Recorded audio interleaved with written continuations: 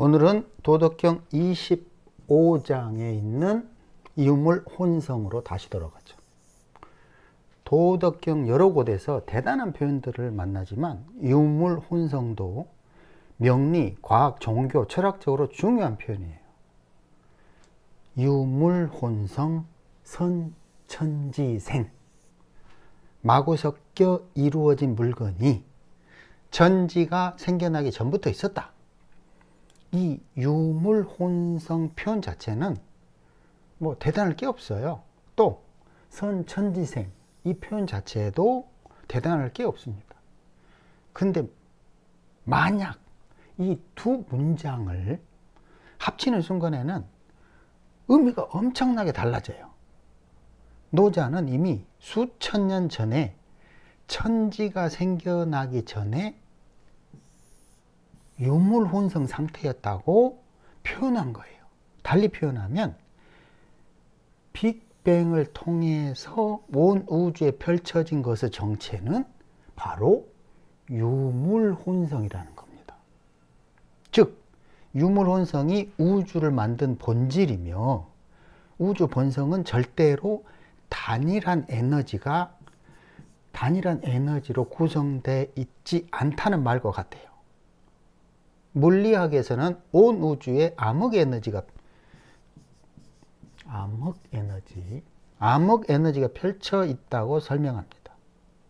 그렇다면 암흑 에너지와 노자의 유물 혼성 표현이 얼마나 다른지를 좀 살펴보죠. 암흑 에너지라는 표현에서 무엇을 느낄 수 있죠?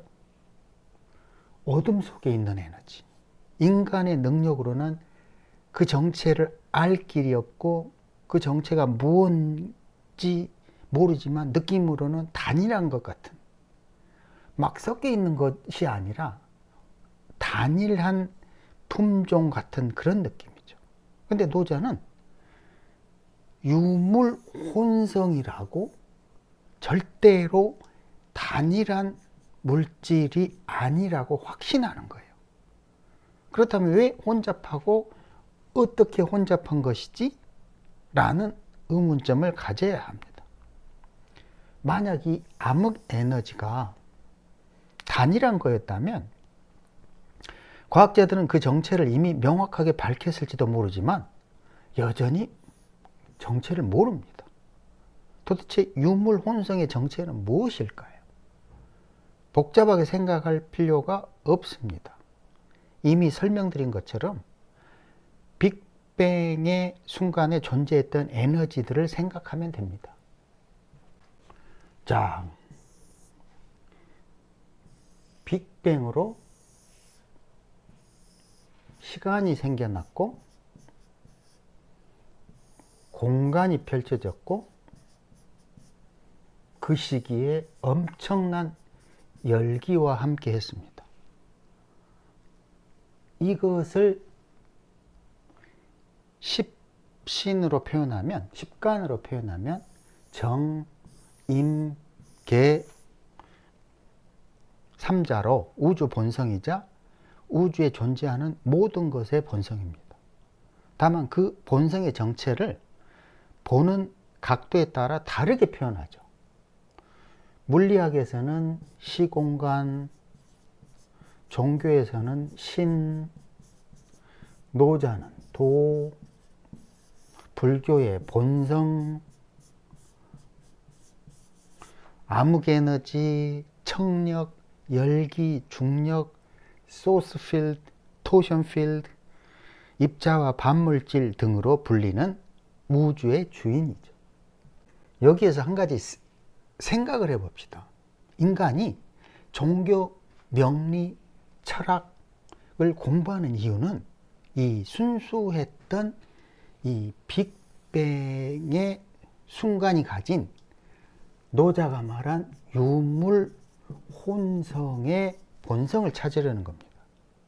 우주가 열리던 순수했던 순간으로 인간의 본성을 돌려놓자고 주장하는 겁니다. 다만 우리는 막연하게 생각하기를 우주 본성이 마치 아이처럼 순수한 그 무엇이라 생각합니다. 근데 노자는 전혀 전혀 다르게 유물혼성이라는 표현을 통해서 우리의 환상을 거침없이 깨버려요. 우주 본성은 결코 순수한 것이 아니라 유물혼성으로 탁한 것이며, 탁한 것 그 자체가 우주 본성이라는 거예요. 결코 쉬운 말이 아닙니다. 따라서 인간 본성도, 우주 본성이 이러하니 인간 본성도 역시 유물혼성이라는 거예요. 따라서 깨끗해요? 아니죠. 탁하며 절대로 순수한 것이 아니라는 거예요. 중력과 청력이 섞여서 임수로 마구마구 헤오리치면서 끊임없이 움직이며 파동 상태를 유지하는 것이 인간의 복잡한 본성이죠. 이런 복잡한 본성을 가진 인간으로부터 성선설, 성선성악, 이걸 구분하려는, 따지려는 것의 행위가, 의미가 있을까요? 정리하면 섞여 이루어진 물건이 천지가 생겨나기 전부터 존재하여서 밝음과 어둠, 음과 양, 기와 질, 상대적 개념들이 마구 섞여서 혼돈의 상태였으며, 천지가 생겨날 때 그 상태가 우주 전역에 쫙 펼쳐졌다는 그런 논리입니다. 따라서 우주 본성도로 살피면 노자는 바로 임수를 설명하는 거예요. 우주의 모든 것, 마구 섞여 헤어리치는 작용력, 그런 임수의 속을 들여다보면 정화의 중력, 개수의 청력, 그리고 임수의 매질이 섞여서 밀고 당기고 진공이 만들어지고 항상 파르르 파르르 떨면서 파동을 일으킵니다. 바로 생기를 가진 파동과 입자, 에너지, 회오리 칠 수밖에 없는 밀고 당기는 그런 구조. 자, 너무 나가면 머리 터지니까 25장 본문을 살펴보죠. 자, 이건데요. 유물혼성 선천지생, 이 부분은 이미 했기 때문에 생략하고요. 적해요해, 적적하고 고요하다, 혹은 광활하고 넓다. 26장에서 도를 무겁고 고요하다고 표현했으니 적적하고 고요하다고 해석하는 것이 맞아 보이죠. 임수는 고요, 적적, 어둡고 유물혼성으로 겉으로 느끼기에는 우리가 잘 모르는, 움직임이 없는 것 같은 그런 느낌이에요. 하지만 양자 물리학에서는 입자와 반물질이 수시로 변화를 일으킨다고 이렇게 설명을 하죠. 그 다음이 독립이불계, 주행이불태. 이게 무슨 말이냐면 스스로 홀로 변함이 없고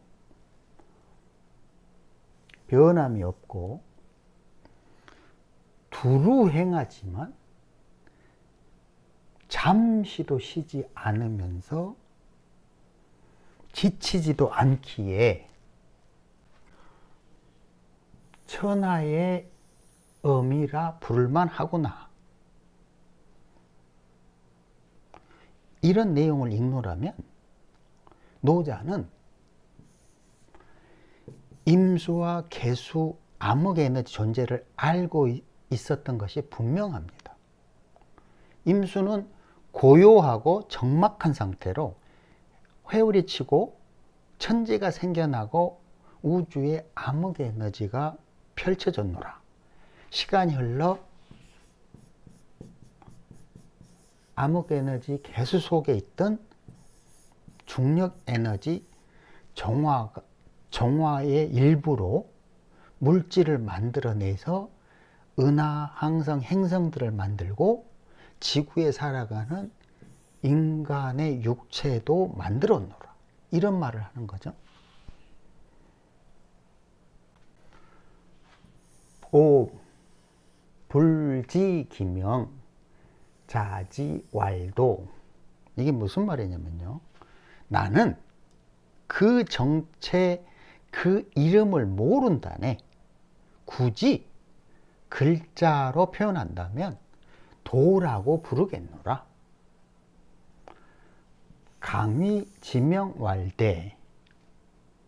억지로 강의, 억지로 이름을 표현하자면 큰 것이라네, 크다네, 이런 말입니다. 즉 물건의 실체는, 우주는 엄청나게 큰 것이라. 노자는 이미 우주가 엄청나게 큰 것을 알고 있는 거예요.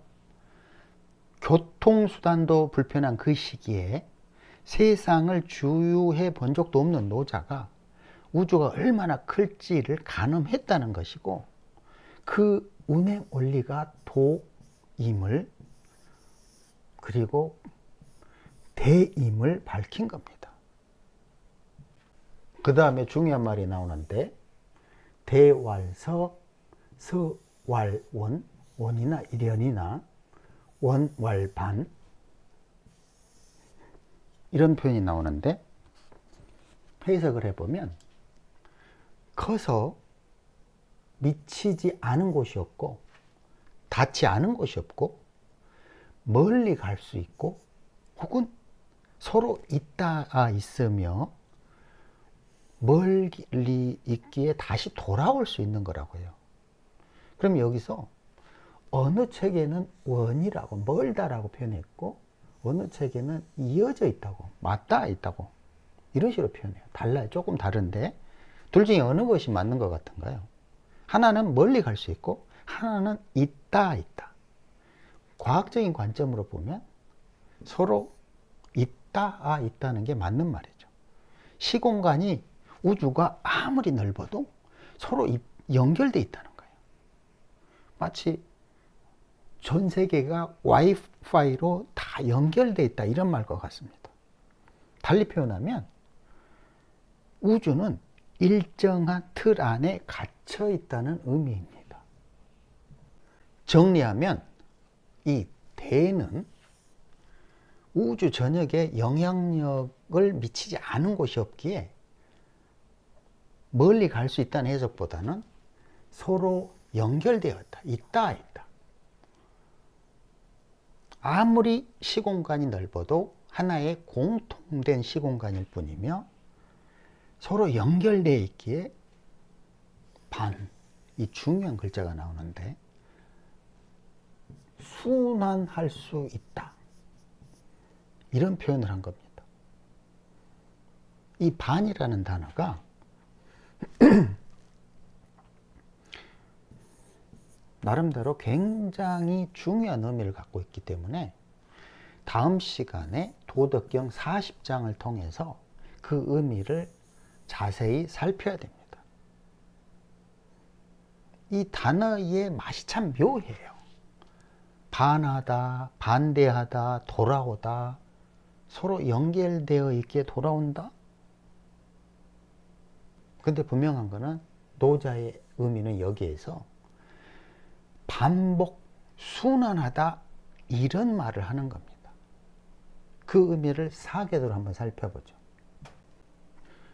우주의 어미 임수가 그 모양이 봄에는 개수로 변했다가 여름이 되면 병화로 무한 분산 에너지로 바뀌고, 가을이 되면 수렴 에너지 정화로 바뀌었다가 수축이 극에 이르면 다시 최대한 응축하게 되는 우주 본성 임수로 돌아갑니다. 즉 원래의 변함없는 본질은 임수의 응축 에너지인데, 이것이 개병정, 임계병정을 계속